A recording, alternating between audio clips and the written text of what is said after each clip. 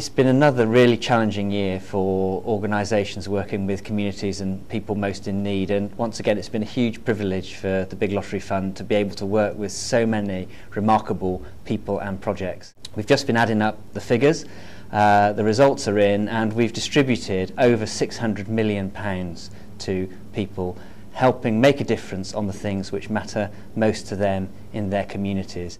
One fantastic project that I visited earlier this year was in Nottingham. It's called Wheelbase, and with Big Lottery funding, what that project is doing is engaging young people who are pretty fed up with school, really. They're gaining skills in motor vehicle engineering, which are helping equip them with skills which will help them get jobs in the future. The Village SOS series showcased 6 projects which the Big Lottery Fund had supported to breathe new life into villages which were at risk of dying.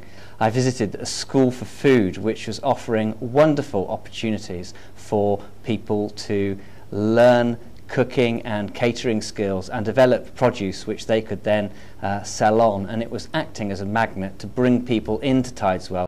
On November the 5th, in front of a glittering array of stars and live on BBC One, the National Lottery Awards were presented, and once again Big Lottery funded projects did extremely well in that competition. Sense Scotland, a wonderful project delivering services to vulnerable people across Scotland, was an extremely worthy winner. It was great to see Hands That Talk winning an award for Northern Ireland. This year also saw the launch of our Older People's Programme in Wales, a £20 million investment. One of the charities that benefited from that was 10 of Us, and there was a fantastic story we heard from a woman who very unfortunately had terminal cancer. 10 of Us run a project which encourages people to get together and sing and celebrate, and she said the positive experiences that brought her were genuinely life-changing.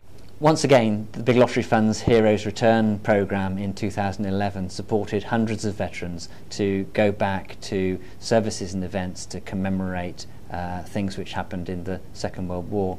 And in a remarkable coincidence, 2 of the veterans who hadn't seen one another for 67 years bumped into each other at one of these events and rekindled a friendship which was incredibly special to both of them. It was a wonderful story which hit the national press, and is just one illustration of the power and opportunity that comes from lottery funding.